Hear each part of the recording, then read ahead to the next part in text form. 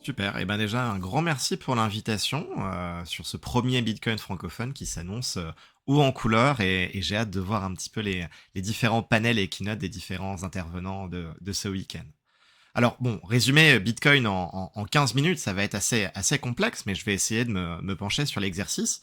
On va aborder un certain nombre de points aujourd'hui, histoire de pouvoir comprendre son origine, ses particularités, on vulgarisera son fonctionnement et surtout on s'intéressera à quoi ça sert Bitcoin.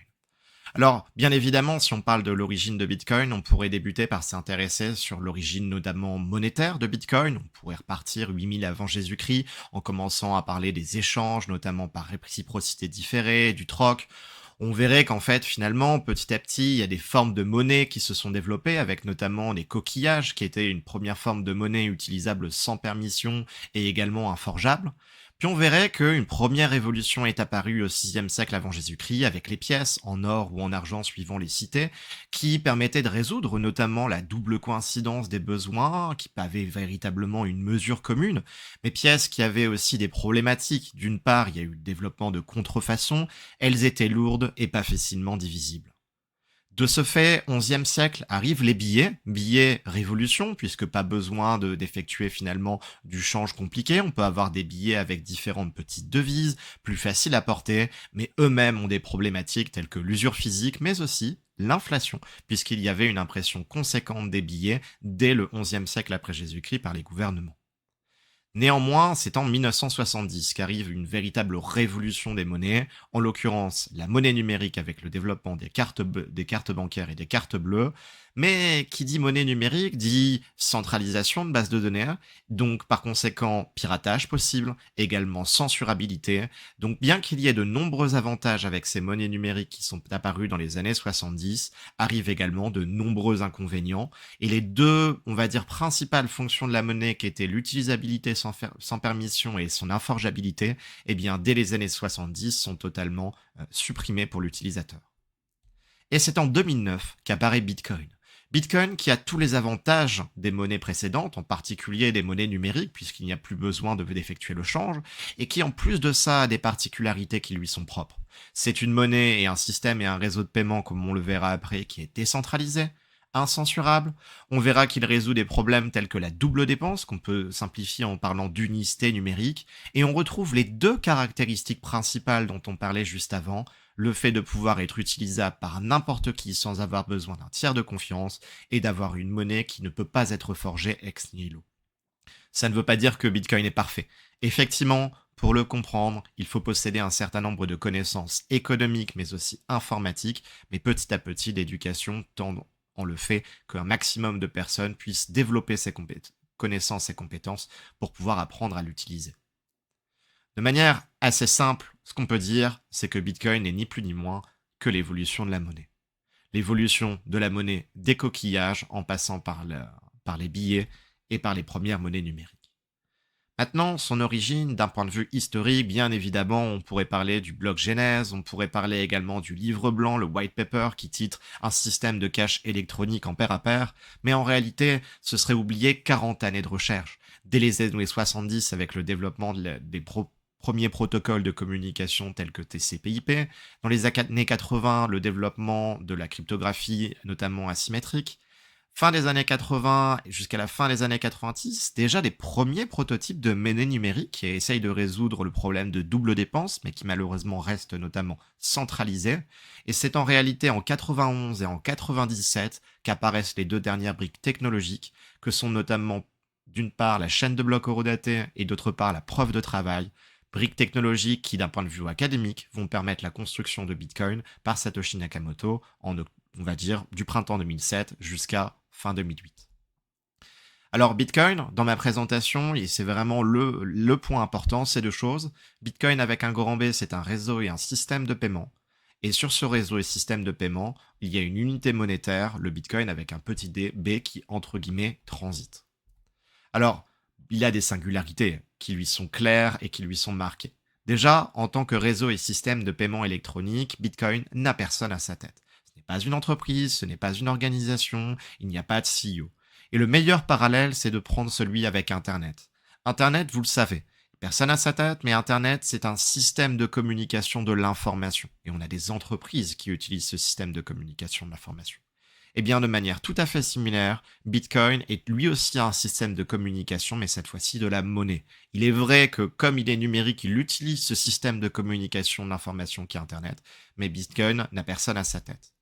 Ses particularités, c'est qu'il est sans tiers de confiance. Pourquoi? Parce que n'importe qui, partout dans le monde, peut télécharger le logiciel d'un nœud Bitcoin, on parlera des validateurs après, et peut posséder finalement cette chaîne de blocs, qui est ni plus ni moins que le grand registre ouvert comporté de toutes les transactions du lancement du réseau en début 2009 jusqu'à aujourd'hui. Ça veut dire que n'importe qui peut tout vérifier par lui-même, n'a pas besoin d'une autre personne pour valider un certain nombre d'informations. Et ce que ça signifie aussi, c'est que comme cette chaîne de blocs est répartie sur des dizaines de milliers d'ordinateurs partout dans le monde, eh bien ce réseau décentralisé rend Bitcoin également incensurable. Une autre de ses particularités, c'est que Bitcoin est transparent et auditable. N'importe qui peut vérifier son code, le télécharger, le faire tourner, et donc par conséquent Bitcoin est utilisable par tous. Évidemment, on pourrait parler de certaines situations qu'il résout comme la double dépense, sa sécurisation par la preuve de travail, mais évidemment, en 15 minutes, c'est difficile de discuter de tout. Maintenant, en tant que monnaie, Bitcoin est lui aussi unique. Pourquoi? Parce que déjà, son émission, elle est immuable, c'est-à-dire qu'elle est fixée dans le code, elle ne change pas. Elle est en plus de ça, par conséquent, transparente et auditable. Et puis elle est surtout indépendante, indépendante des banques centrales, telles que la Banque Centrale Européenne ou pareil aux États-Unis, qui ont la possibilité, dans le cadre des monnaies fiat, des monnaies fiduciaires, d'imprimer à l'infini. Bitcoin repose dans sa sécurisation sur les mathématiques et c'est un actif qui est rare puisqu'effectivement, si on parle cette fois-ci de la quantité maximale de cette monnaie, monnaie qui est par conséquent dure, on observe que la quantité maximale de Bitcoin tend vers une valeur qui est finie, celle des 21 millions de Bitcoin. Il n'y aura donc jamais plus de 21 millions de Bitcoin, une monnaie qui, en plus de ça, contrairement aux monnaies fiduciaires telles que l'euro et le dollar, eh bien, est adossée véritablement à quelque chose, car oui, c'est vrai, depuis 1971, et la fin des accords de Bretton Woods, plus aucune monnaie fiduciaire n'est adossée à l'or ou à quoi que ce soit d'autre, tandis que Bitcoin, on peut entre guillemets dire qu'il est adossé à l'énergie, énergie dépensée pour sécuriser l'ancrage de nouveaux blocs dans sa chaîne de blocs, c'est ce qu'on appelle la preuve de travail. Alors, il apporte une nouvelle proposition de valeur, qui est négligée par de nombreux acteurs, quand bien même elle a tendance à se populariser petit à petit par la population vers les institutionnels. Il est en train de supplanter des réseaux et systèmes de paiement actuels comme on va le voir avec Visa et Mastercard, et il transforme un certain nombre de modèles économiques dont on parlera aujourd'hui et demain dans les différents panels, tels que l'énergie, le paiement web, etc. De manière assez claire, par définition, Bitcoin est une innovation de rupture à l'image des réseaux sociaux en 2005 ou d'Internet dans les années 90. Maintenant, ce qui est chouette, c'est qu'avec ce que je viens de dire, on a posé toutes les petites briques pour comprendre son fonctionnement. Si on a Alice qui veut envoyer un millième de Bitcoin à Bob, car oui, on n'est pas obligé d'envoyer une quantité finie de Bitcoin, on peut envoyer une fraction de Bitcoin, eh bien elle va prendre son téléphone ou sur son ordinateur, elle va créer la transaction. Je veux envoyer cette quantité à l'adresse cryptographique de Bob qui lui aura envoyé précédemment. Par conséquent, cette transaction, par conséquent, elle va être envoyée à un validateur, ce qu'on appelle un nœud du réseau. Ce nœud va vérifier deux choses. D'une part, que la transaction à Nice, elle a construit une transaction qui respecte les règles du protocole, mais également qu'elle n'essaye pas d'effectuer une double dépense, de la dépenser deux fois. Si la transaction est considérée par valide par ce nœud, il va ensuite la propager à l'ensemble des autres nœuds du réseau, des autres validateurs, qui vont faire les mêmes vérifications. Et si la transaction est considérée comme valide et respecte les règles du protocole, par conséquent, cette transaction va être mise en attente. En attente de quoi? En attente du troisième acteur, qui sont ni plus ni moins que les mineurs. Les mineurs, ce qu'ils vont faire, c'est qu'ils vont aller piocher parmi toutes les transactions en attente, et ils vont les agencer, les optimiser. Pas n'importe comment, ils vont les agencer de telle manière à ce que, en ancrant ces transactions dans un bloc, cette transaction puisse leur apporter le plus possible. Car oui, quand on effectue une transaction sur le réseau Bitcoin, on dépense des satoshis, des pouillèmes de Bitcoin, des 100 millionièmes de Bitcoin pour récompenser le mineur qui va dépenser de l'électricité pour sécuriser le réseau et en créer de nouveaux blocs. Une fois que le mineur est satisfait sur la construction du bloc qu'il a réalisé, il va à ce moment-là lancer ses machines qui vont chercher un nombre aléatoire, essayant de pouvoir résoudre le problème fixé par la difficulté du réseau, et à ce moment-là, ce bloc est envoyé à un des nœuds du réseau. Ce nœud va alors vérifier que ce bloc respecte les règles du protocole, que le nombre trouvé est bien une solution au problème fixé initialement, et si c'est le cas, il l'ajoute à sa chaîne de blocs, il le propage à l'ensemble des autres nœuds du réseau qui eux-mêmes vont faire toutes les mêmes vérifications, et s'ils considèrent que ces blocs est valide, ils l'ajouteront également. En ce sens, Alice, qui est connectée à un des nœuds du réseau, va désormais observer qu'elle ne possède plus la propriété du 1 millième de Bitcoin, et Bob, lui de son côté, sur son portefeuille matériel ou logiciel, observera qu'il a désormais reçu la quantité dont on parlait précédemment.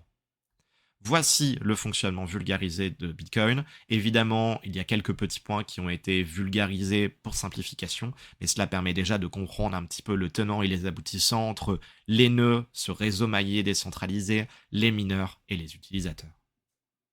Et comme vous l'avez compris, Bitcoin c'est deux choses, c'est un réseau et un système de paiement sur lequel on a cette unité monétaire qui est le Bitcoin, qui entre guillemets transite, quand bien même ce n'est que de l'information. Alors parfait, en 4 minutes, on va essayer de décrire à quoi ça sert. Bitcoin en tant que monnaie, en actif financier et en tant également que réserve de valeur. En tant que monnaie, il permet deux choses. Effectuer des paiements partout dans le monde et à tout être humain de retrouver sa souveraineté financière. Pourquoi d'effectuer des paiements partout dans le monde? Parce que concrètement, en 2024, Bitcoin, c'est 19 000 milliards de dollars échangés sur sa chaîne de blocs.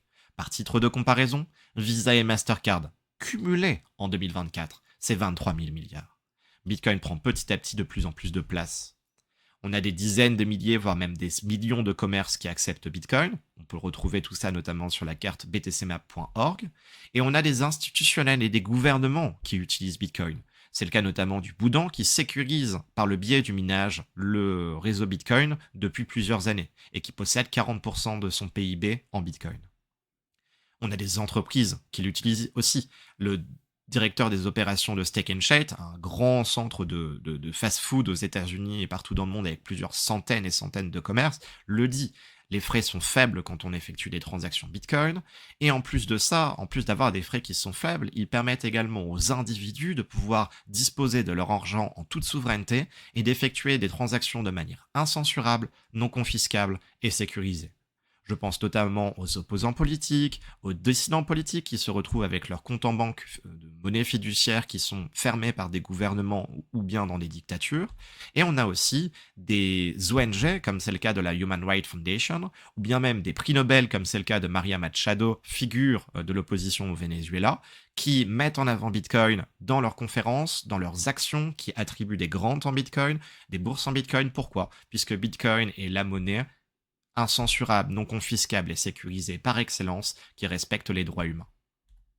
Alors évidemment, n'importe qui peut l'utiliser, quelle que soit sa nationalité, son sexe, et y compris en cas d'extrême urgence. Je pense par là aux femmes afghanes qui n'ont pas le droit de disposer de compte en banque sans l'autorisation de leur mari. Je pense également aux Iraniens ou aux Ukrainiens qui, dans des cas d'extrême urgence, ne pouvaient pas retirer l'argent de leur banque et qui ont dû trouver des situations, des solutions telles que Bitcoin pour pouvoir s'extirper de la situation. Et puis, en plus de ça, Bitcoin permet d'améliorer également l'inclusion financière au niveau mondial. On a à peu près 1 milliard d'adultes sans compte bancaire partout dans le monde. Et bien, Bitcoin permet notamment de résoudre cette problématique puisque télécharger un wallet, ça prend l'espace de moins d'une minute. Mais Bitcoin, en tant qu'actif financier, il est particulier. Déjà, premièrement, parce qu'il est très liquide, n'importe qui peut y accéder. Et puis, contrairement aux banques dans le système traditionnel, Bitcoin est ouvert 24/24, 7 jours sur 7. Bitcoin, en plus de ça, est adopté comme trésorerie résiliente par des institutions financières, que ce soit des États, que ce soit des pays, que ce soit aussi des entreprises qui l'adoptent. On en connaît des centaines, notamment Stratégie avec Michael Saylor, qu'on aime ou qu'on n'aime pas d'ailleurs. Des gouvernements qui utilisent Bitcoin, on parle du Salvador qui achète quotidiennement du Bitcoin, le fonds souverain du Luxembourg qui en possède au moins 1% dans son fonds d'État souverain. Pourquoi? Parce que des papiers académiques de recherche ont montré que posséder du Bitcoin dans son portefeuille permettait de réduire l'exposition au risque. Et puis en même temps, sur le long terme, Bitcoin est l'actif financier qui surperforme tous les autres. Cela ne veut pas dire que le prix du Bitcoin ne cesse de croître constamment. Ce n'est pas vrai. Vous le savez, je pense que vous en avez déjà entendu parler, il y a des cycles. Mais reste que, sur le long terme, le prix du Bitcoin, lui, a tendance à augmenter. Maintenant, en tant que réserve de valeur, pour finir, Bitcoin, il nous protège de la dévaluation des monnaies fiduciaires. Pourquoi? Eh bien tout simplement parce que depuis 1971 et la fin des accords de Bretton Woods, depuis le moment où sous Nixon a été dit que à partir de maintenant, plus aucun, lorsque le gouvernement américain émettait un dollar, il n'y avait plus besoin de posséder la quantité en onces d'or dans les réserves fédérales, la masse monétaire numéro 2 aux États-Unis a été multipliée par 32. On voit en plus de ça ce pic en 2020 totalement vertical dû à l'impression monétaire liée au Covid. Alors, on peut se dire que ce n'est pas un problème, sauf que ces décisions politiques influencent absolument tout, ce qu'on appelle la dilution monétaire, autrement dit l'inflation. Ça veut dire quoi? Eh bien, ça veut dire tout simplement que si l'on a un petit peu de menthe avec un petit peu d'eau, on sent bien la valeur de la monnaie. Donc, il faut par exemple un seul billet pour acheter une bouteille de kombucha. La monnaie a de la valeur. Alors que si on rajoute plus d'eau, qu'on va diluer cette quantité de menthe, la monnaie a donc moins de valeur. Et donc, pour acheter un même bien ou un même service, il va falloir plus de cette quantité de monnaie. Cette dilution monétaire induit l'inflation et une perte du pouvoir d'achat pour les citoyens. L'euro, depuis son lancement en 96, a perdu près de la moitié de son pouvoir d'achat. Ça veut dire que les biens et les services valent approximativement 2 fois plus cher. Ne parlons même pas du dollar. Et on a actuellement 50% de la population mondiale qui vit avec plus de 3% d'inflation. Cela veut dire qu'en 22 ans, la moitié de la population mondiale a perdu la moitié de son pouvoir d'achat. Alors, concrètement, dans le cas de Bitcoin, son émission est fixée dans le temps, avec une offre limitée et prévisible, et une augmentation finalement du pouvoir d'achat de son utilisateur. En plus de ça, Bitcoin en tant que réserve de valeur nous protège également des faillites du système financier. Je pense au Liban, je pense à la crise de 2009 des subprimes, je pense également en 2013, je pense également en 2023 avec des banques qui ont eu des bank runs aux États-Unis. Bref, on peut en citer beaucoup. Reste que Bitcoin en tant que réserve de valeur nous aide également à bâtir une épargne souveraine et résiliente, puisque n'importe qui possédant un portefeuille logiciel sur téléphone ou sur ordinateur, un portefeuille matériel comme une ledger, un trésor, une cold card, ou même une plaque en acier avec une liste de mots, eh bien, avec ça, on peut dépenser ses fonds comme on souhaite, de manière souveraine et être résilient face aux crises. Ma conclusion, c'est quoi?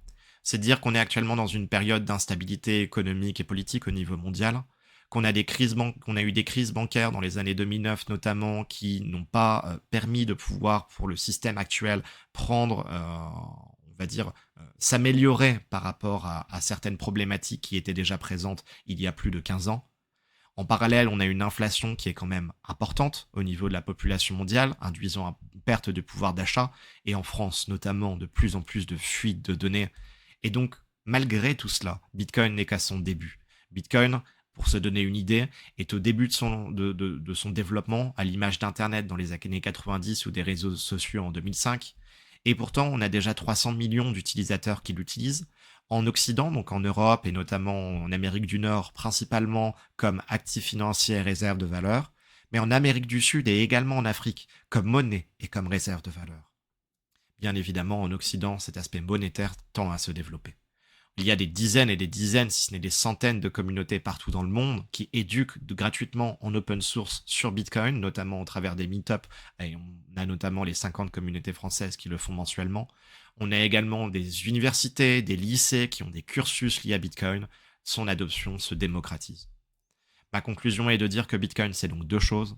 C'est un réseau et un système de paiement sur lequel repose une unité monétaire, le Bitcoin avec un petit b, qui a trois choses: une monnaie, un actif financier et une réserve de valeur à l'heure actuelle.